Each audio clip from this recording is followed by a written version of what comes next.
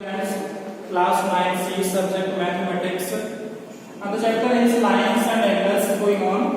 Previous video में आपको question number 2 तक करने का दिए थे और क्वेश्चन नंबर 3 से आज हम स्टार्ट करने वाले हैं. तो in figure angle PQR equal angle PRQ ये आपके पास गिवन है. Then prove that angle PQS equal angle PRT. चलिए एक बात और बता देता हूँ मैं साथ के साथ, ये जो चैप्टर है आपके समझ में थोड़ा सा कम आने वाला है बिकॉज इसमें एंगल्स और लाइंस की थोड़ी सी चर्चा होने वाली है और जो कि आपने प्रीवियस क्लासेस में कम पढ़े थे जिनको सुन करके देख करके बच्चे बोरिंग सा महसूस करने वाले हैं. तो इस वजह से चैप्टर कम समझ में आने वाला है, बट पूरी कोशिश करूंगा मैं जिससे कि अच्छे तरीके से आपको समझ में आए और आयोग आपको समझ में आने वाला है. तो क्वेश्चन नंबर आपका 3 है, आपसे बोला गया है कि PQR इक्वल PRQ गिवन है और आपको प्रूव करना ये, बट ये विदाउट फिगर इम्पॉसिबल है. ध्यान रखना ये फिगर जो है उसके अकॉर्डिंग ही होने वाला सारा कुछ और हर क्वेश्चन में मोस्टली फिगर आने वाला है. चलिए क्वेश्चन का फिगर आपके सामने है जो गिवन है, पहले हम उसको लिख लेते हैं. Given PQR equal angle PRQ. जो भी क्वेश्चन प्रूव करने वाले हो इस चैप्टर में उसके लिए 3 हेडिंग्स में आपको बताने वाला हूं. First heading is given because जो आपके पास गिवन होता है उसमें आपको लिखना पड़ता है. नेक्स्ट टू शो में जो आपको प्रूव करने वाला हो तो प्रूव करना आपको ये angle PQS equal angle PRT. Okay, next है proof.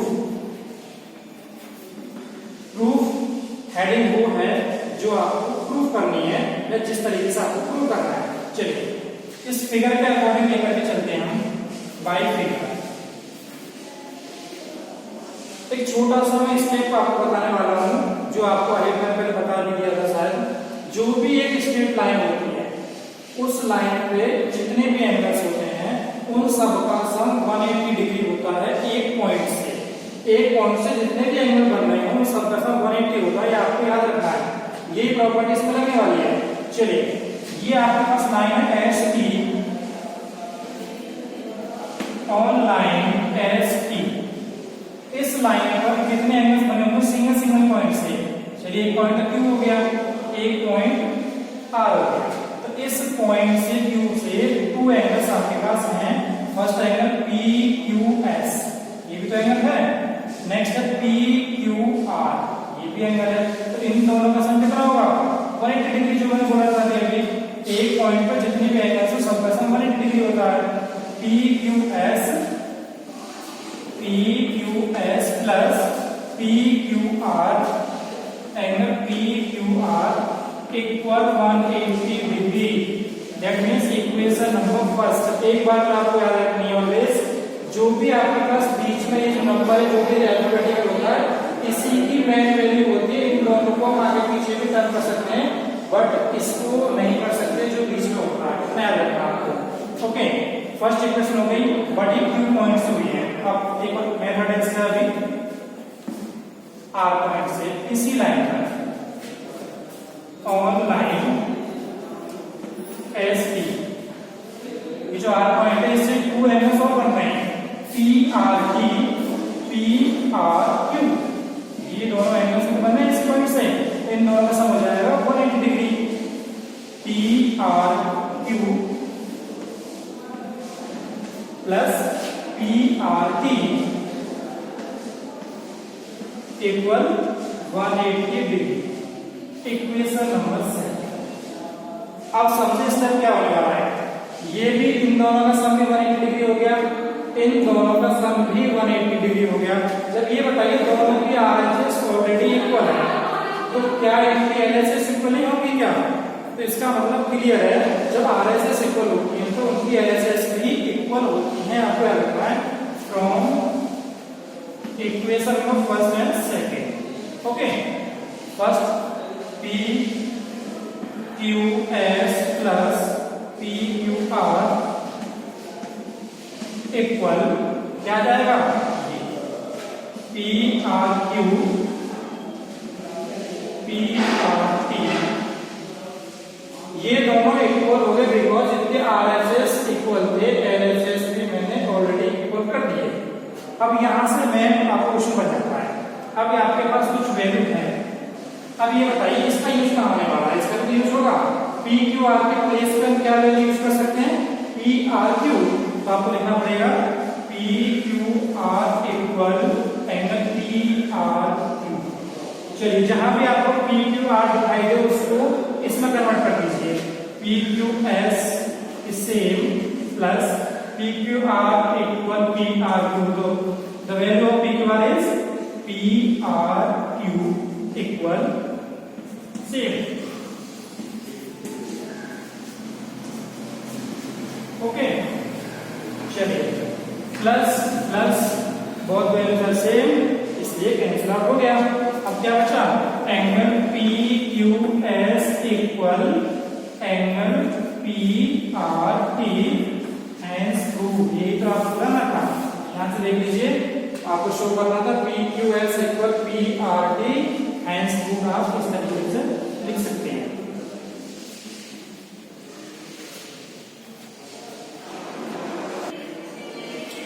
Question number 4, if x plus y equal w plus z, then prove that AOB is a line। आपको ये प्रूव करना है क्वेश्चन नंबर 4 में कि AOB एक लाइन है। तो पहले आप ये देख लीजिए कि क्वेश्चन में AOB ऑलरेडी है कहाँ। चलिए AOB, this is the line is AOB। आपको ये प्रूव करना है कि ये लाइन है।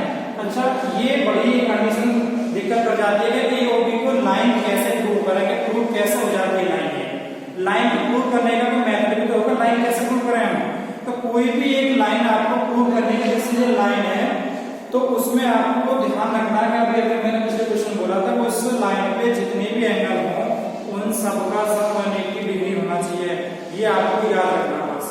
180 डिग्री आ जाए तो समझ जाइएगा वो लाइन जाती है किसी भी पॉइंट से। चलिए बाय फिगर।